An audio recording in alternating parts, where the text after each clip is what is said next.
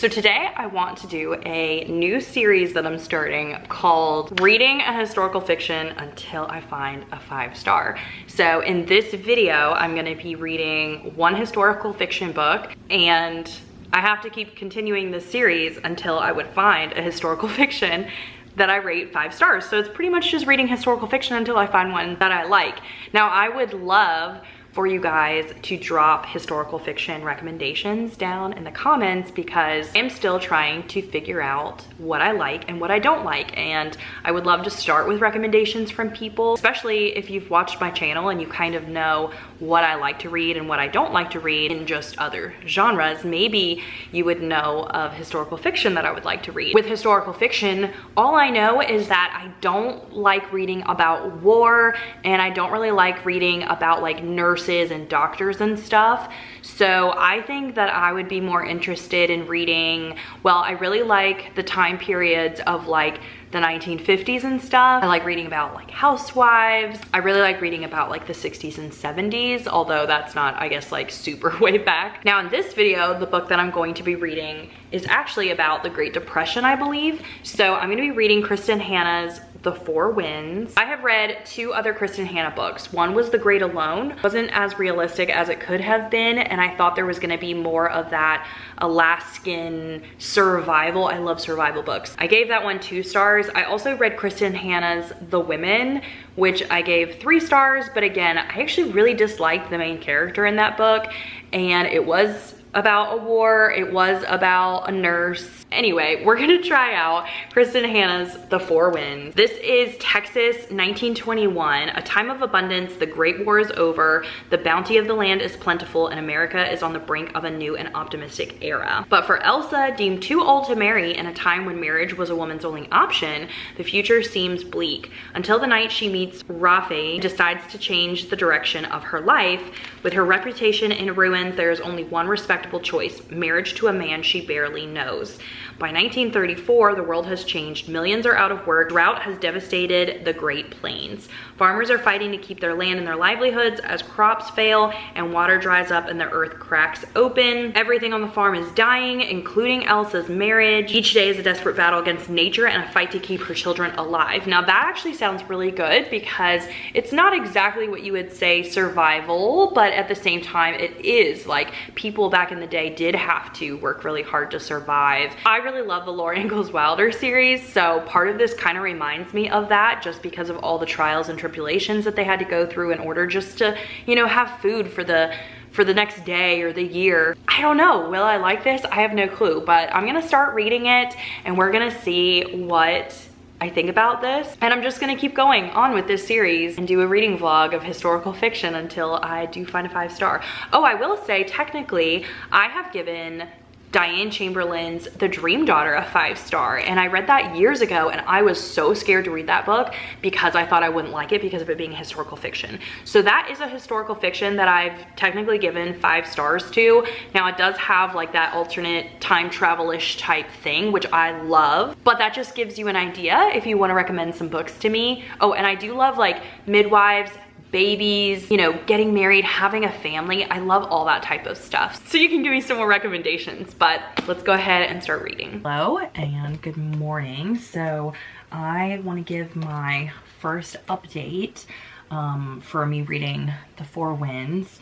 Yesterday I was listening to it. I think I listened to some on a walk, and then I was listening to some while I like did some chores and stuff. So it looks like I am 9% in, which I thought would be a good like first update with like my thoughts and stuff. I'm going to be listening to more because I'm like working on cards for my Etsy shop, because I sell like my TBR card game.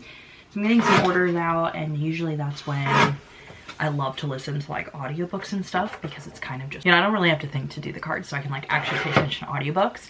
I am enjoying The Four Winds so far. We have our main character, Elsa, who is, I mean, old in the terms of like 1921. I think she might be 29. And so everyone is saying just like how old she is, and she's almost gonna be like that spinster because she is not married. It's actually kind of funny, some of the things that they like say in this book, because things that they're talking about like back in 1921, it's so different than what it is nowadays. Like plenty of people don't get married until they're in their 30s, 40s, 50s, you know, and no one sits here and says, oh my gosh, like you're not married in your 20s, like you're gonna be an old spinster. It's so crazy to think about that. That's how it was, that a woman's whole purpose was to just know how to take care of a house and take care of kids and get married. But anyway, Elsa's parents are like pretty strict with her because she was like, oh, you know, maybe I could like become a writer and stuff, and her dad's like, psh, you're a woman, like you can't do anything like that, you're too stupid, you know, kind of thing. She does meet this guy named Raffi, and she has like a one-night stand with him, which is like her first time, I think, and he is only 18 years old.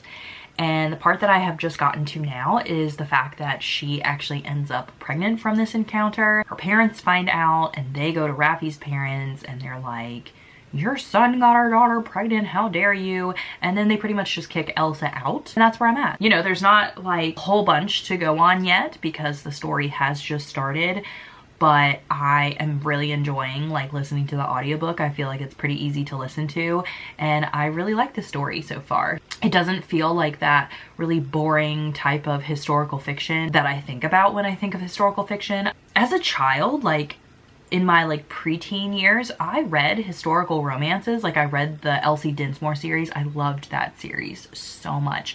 I loved Laura Ingalls Wilder. And so I don't know why as an adult, because like I read a lot when I was a kid, but I just read what was like available to me, like being homeschooled and stuff. We didn't go to the library like too often. I did really enjoy like Nancy Drew back then. I read like the entire Adult Left Behind series, loved that. So like, oh, and I loved like Lord of the Rings. So it is really funny because like as a child, I feel like my reading tastes were so broad, but I guess it's just because like reading was such a great thing for me to do to like pass the time, because there wasn't really a lot of other things to look forward to. And then when I became like an older teenager and then started going to college and getting a job and doing all that, I mean, I went so many years without reading. And then once Alvin and I got married, I think it was like 2016 or 17 is when I started reading again. And that's when I was like really trying to figure out like what do I like to read, because I didn't know. And that's how I fell into thrillers, because I read Behind Closed Doors by B.A. Paris and I was like, this is amazing.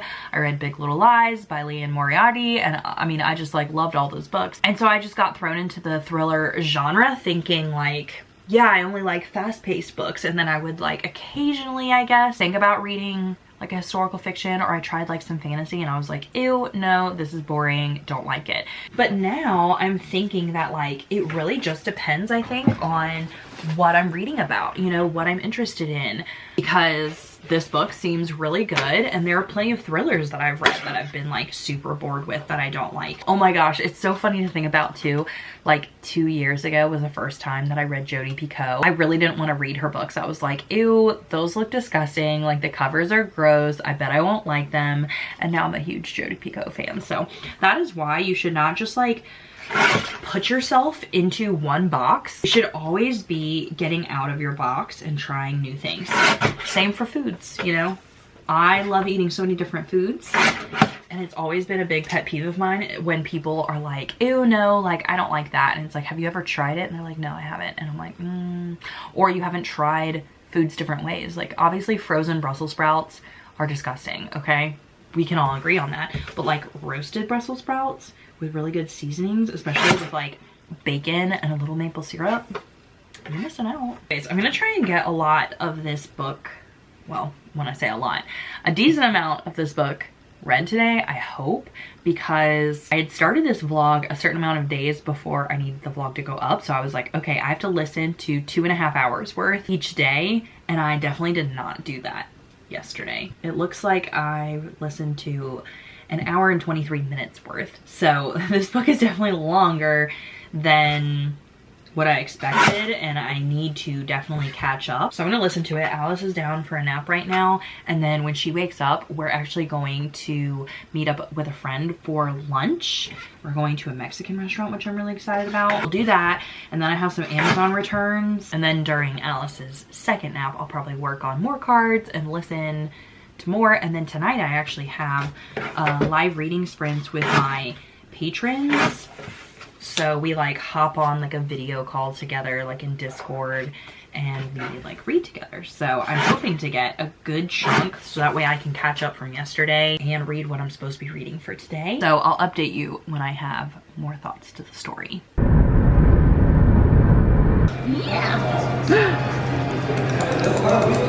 Oh, your puppy? Oh, yum!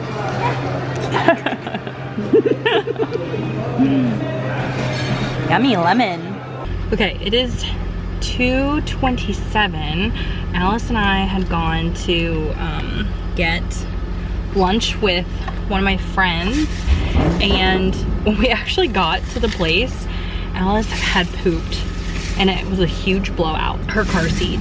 And it was like really windy earlier, and so I was having a heck of a time trying to clean all that up when like that hasn't happened in like so long. But anyway, after that, well, lunch was good. We had a taco salad at a Mexican restaurant, and then I just did my Amazon returns, and I went into Walmart because normally I do like Walmart delivery and stuff, but there were a couple things I wanted to like look at, specifically like makeup and lip products. So I wanted to get a new chapstick for the summer. I got strawberry, which I feel like Alvin's gonna really like that, because anytime we're in my car or my purse, he likes to use chapstick a lot, and I don't always carry it with me. And then I needed a new like concealer. And then my main goal was to get like a lip gloss. So I got two different ones. This 𝑁𝒌𝒄𝒄, it's like a shiny lip balm stick, and then I got this like plumping lip gloss.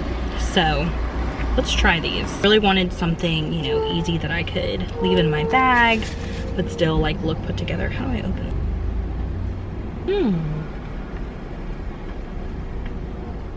I like that.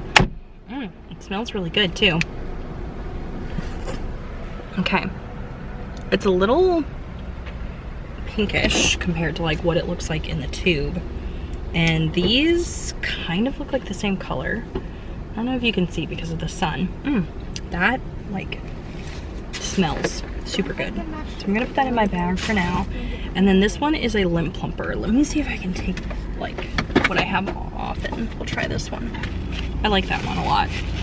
I'm glad I got that. This one definitely seems more pink and like stickier. I think the other one would be like easier to keep in my bag and just like put on when I want. I thought this was gonna like feel spicy. I feel a little bit of a tingle. This one smells like peppermint. It feels like I put peppermint on my lips. Feels good, but I do think the other one was like easier to put on. But I think that they're both gonna be nice to keep in my bag just to like look more presentable.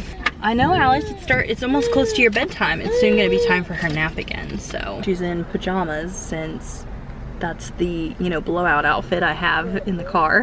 All right, after wearing this for a couple minutes, I definitely feel like it has plumped my lips a little bit, but I also just feel like it really brings like vibrancy to my face. So I'm really glad I got these like lip glosses. I feel like they make my lips look like healthier, whereas the matte ones make my lips look dry.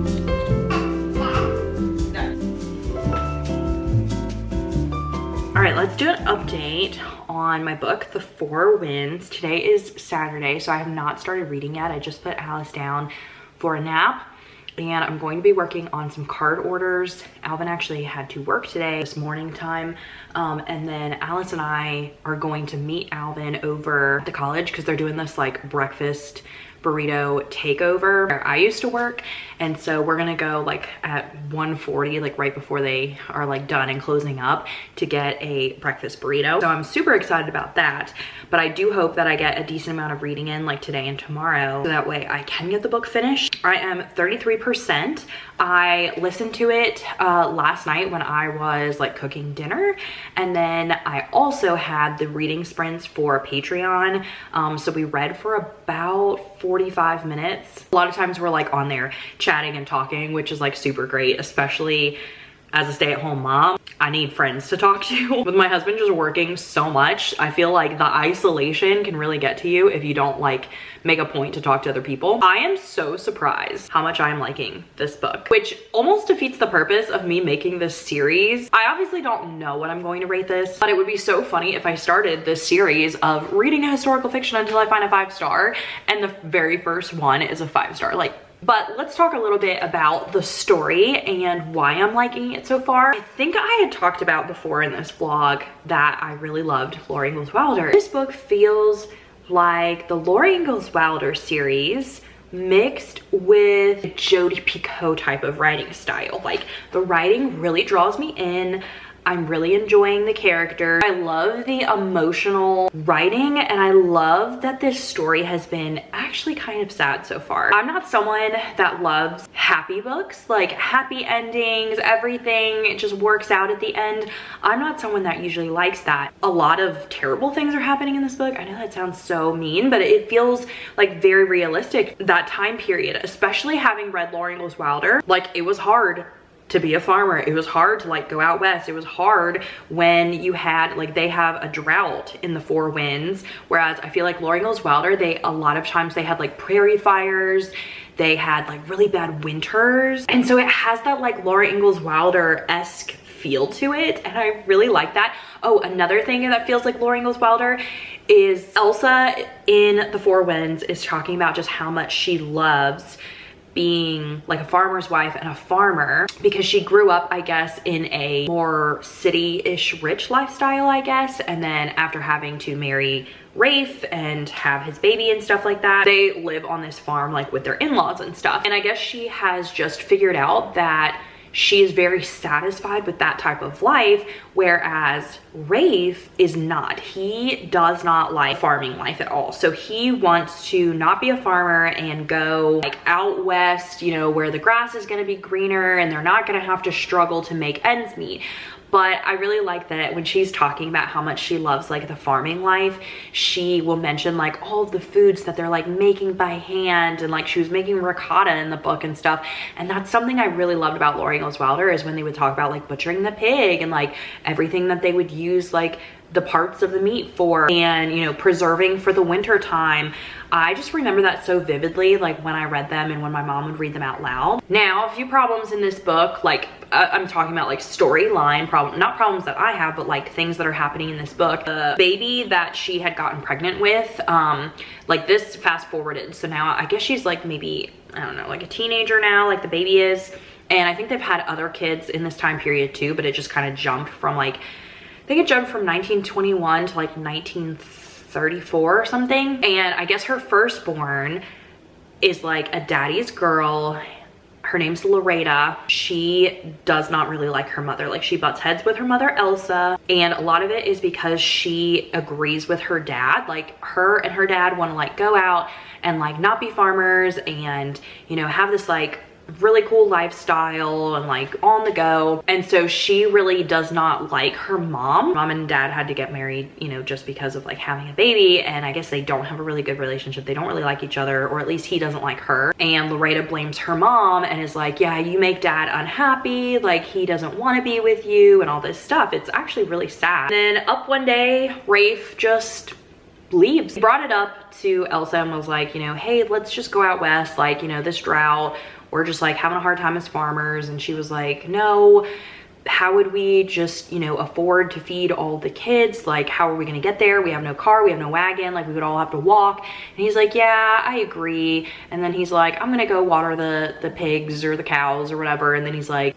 never comes back again, I guess. This is kind of detrimental for Loretta because she was like such good friends with her dad, and then her dad just like up and left her, and then she still blames it on her mom, saying like, you made dad unhappy, he had to leave us and he didn't bring me with. I'm very curious to see like what's going to happen. Like, is Loretta going to run away? Also, is Elsa gonna decide not to live the farmer's life again? But then how are they going to survive, especially since they don't have a husband and she gets along so well like with her in-laws? It's just a very good, interesting storyline about hardships, and also the fact that back in the day they just got married because they got pregnant, or they were like assigned to be married, you know, having arranged marriages, and that really just has to take a toll. Like, you already have such a hard lifestyle back then. Like, I'm thinking about like, okay, in today's age, you know, I'm here with Alice, and like not every day is easy to be with a baby for, you know, 12-ish hours a day while my husband's working a lot. But the fact that like I actually want to spend time with my husband, like I want him to come home, I want to talk to him, I love hanging out with him, he is my ultimate best friend. I can't imagine just how much harder even my like comfortable lifestyle of having internet, having air conditioning, you know, not having to live in a drought and worry about food. But I can't even imagine like if my kids didn't like me because they were mad at me, and my husband didn't like me because he just had to marry me because of convenience and not because he actually liked me. Like, I just feel really bad for Elsa. So I'm super curious to see like where this storyline is going to go and like what other hardships they're going to be, because I really enjoy this emotional aspect of it. I'm gonna go listen to more of it while I work on cards, and then I will update you a little later. Like, I'm at the 33% mark. I don't know if I'll do a 50% mark update or closer to like the 70-ish mark and then do like an ending update or something. I obviously can't give probably too much of the storyline away after this, because it'll probably be more like spoilers after this just because of how far I'm getting into. But I do want to try and do 1 to 2 more updates before I get to the end, so I can tell you just how I'm feeling about things. Also, I have one of my lip things that I got yesterday, not the plumping one. I did like the other, like the lipstick, I think it's called like lipstick oil or something like that. I don't know. It was the NYX one. I'm really liking it. I feel like really put together. I actually do have makeup on today, but like I feel really put together with having this on without it being like a matte lipstick, because I have like the Maybelline matte lip crayon things, and I do really like those. They do feel like they dry out my lips a lot, and it doesn't look as much of a casual put together look, you know what I mean? So I'm really liking this a lot.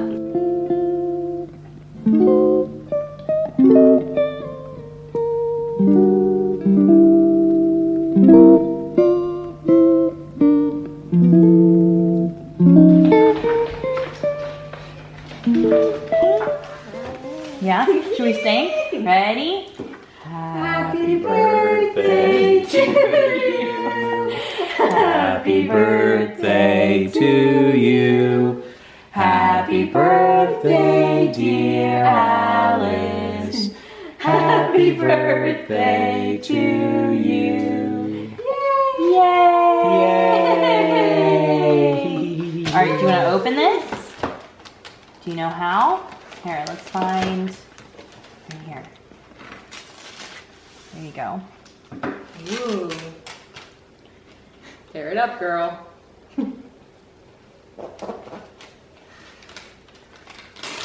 Whoa. Whoa. Good job. Ooh. Yeah, good job. Almost.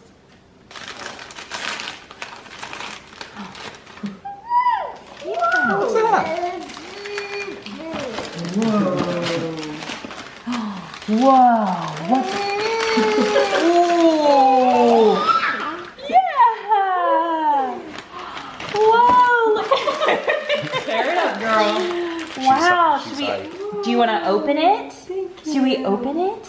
Oh, the ducky. Ooh, Daddy's going to get it out. She's nice. Let's go, girl. Oh, piggy. These are cute. See the piggy? And look, they go in there. You can put them on your finger too. Yeah. What's in that one? What do you see?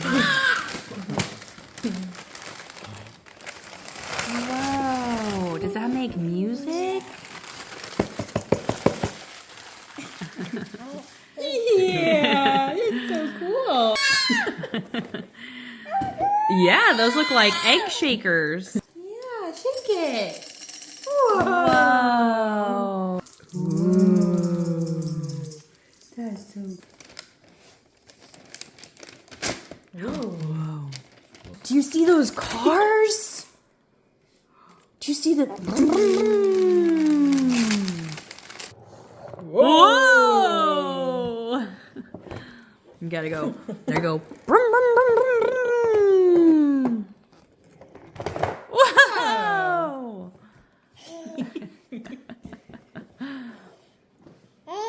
Whoa! Okay, it is Monday morning. I think it's like 9:15 or so. Alvin just went to work and we're supposed to have really nice weather the rest of this week because last week it actually had gotten like really cold again and it was super windy last week. Today it's supposed to be like 85. So Alice and I are taking a walk. Today is actually Alice's birthday. Say hi. Hi. Yeah, hi, good job. Yeah, so today is actually her birthday, but we celebrated yesterday.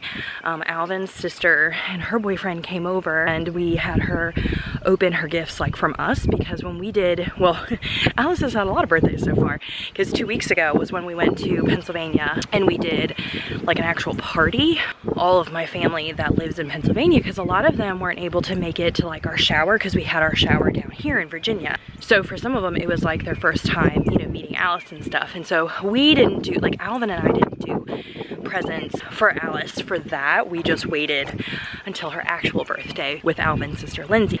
But because Alvin has to work today and like his sister and stuff has to work today, so we did it yesterday on Sunday. So yeah, she's just had many, many birthdays. I actually didn't get to read a lot yesterday just because of everything. I did read a little bit last night. So I am now 52% into the book, but technically I think my video was supposed to be edited and going up today, and I don't think I'll be able to read the whole other 50% today, although I am going to try. I do need to clean the house, so I'm gonna listen to a little bit on this walk. I want to get back into the habit of walking and I'm gonna start a step bet. I think I'm gonna have it start May 1st, so it'll probably be like 5 or 6 weeks of a bet. So it'll be all of May and then it'll go into part of June, but it'll stop before we go to the beach because I think one time I did a step bet and part of it was into the beach. That was a little hard because we're just kind of like relaxing and stuff. But I would love if like you guys participated with me. I'll probably talk more about it in details in another video, but essentially everyone bets like $20 and each person has their own goals depending upon like what their activity tracker says. So you can join if you have like a Fitbit, you can do it if you have an Apple Watch, like there's like a bunch of different ones. I think a Garmin is one of them, and it bases it by like whatever your average steps are. So you get one free day to do like absolutely no steps, and then you have to do 4 active days, which is kind of like what your average is normally, and then you do 2 power days, which seems to add about 2,000 more steps than what your average day is. So I really like doing the step bets because it makes me walk, because you have to do it. And if you end up like not meeting your goals, then you lose out on the money. Whereas if you do hit your goals, you get a part of the pot.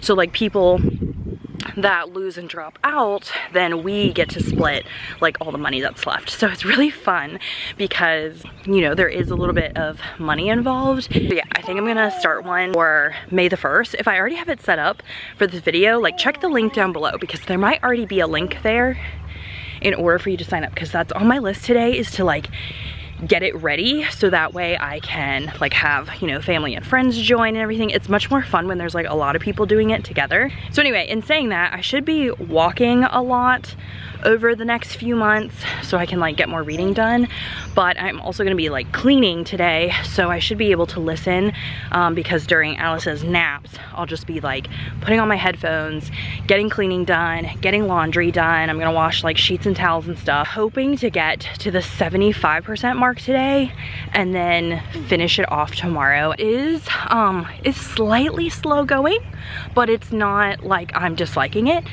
There just hasn't been a whole lot to talk about, but they are, like, the family is having to get out of Texas because of the drought, and so right now it's just about like them trying to find work and the hardships that are about that, but there hasn't been anything like emotional or detrimental that I felt like, oh my gosh, like I need to update the vlog for this. Alice is having just a good time on this walk, and I have some iced latte.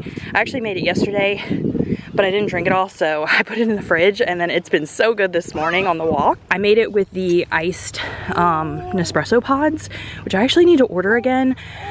I haven't been ordering them as much because I've been drinking a lot of drip coffee. It was like so good to have an iced latte. So I feel like I go through phases of like what coffees I like, and I feel like this summer is gonna be an espresso type summer.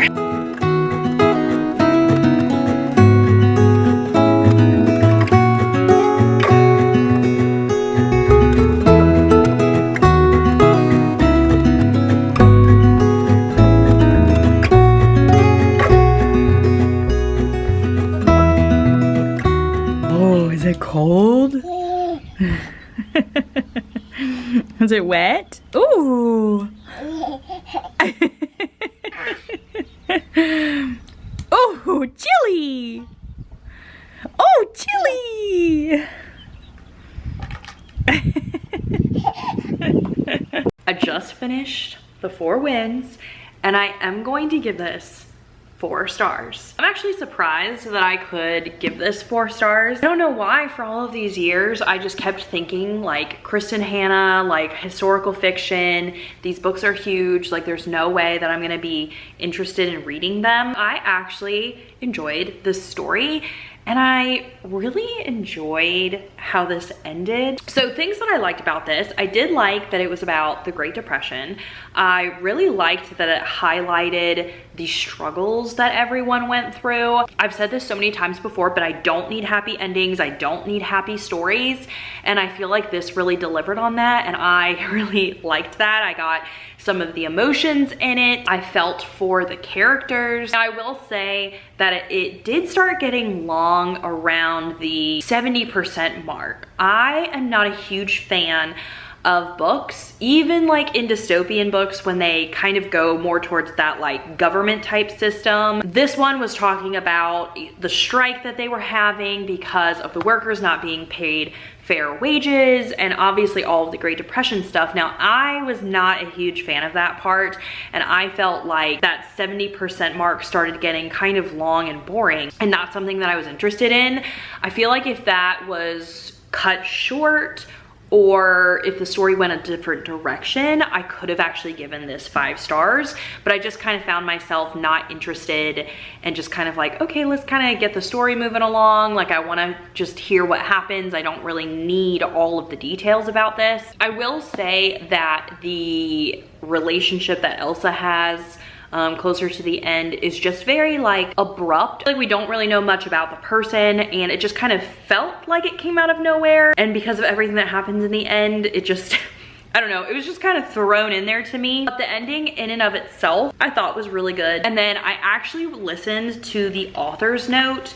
I guess there's one in the back, or maybe it's the acknowledgements. In the audiobook I was listening to on Libby, it actually had like an author's note, and it was very interesting to hear about how Kristin Hannah does her research for all of her historical fiction book, the amount of memoirs that she reads, how she makes sure that like details are correct. I thought it was so interesting to hear about like the writing of this book, especially since she said that she makes sure that she kind of like talks about the women in history during a certain time period.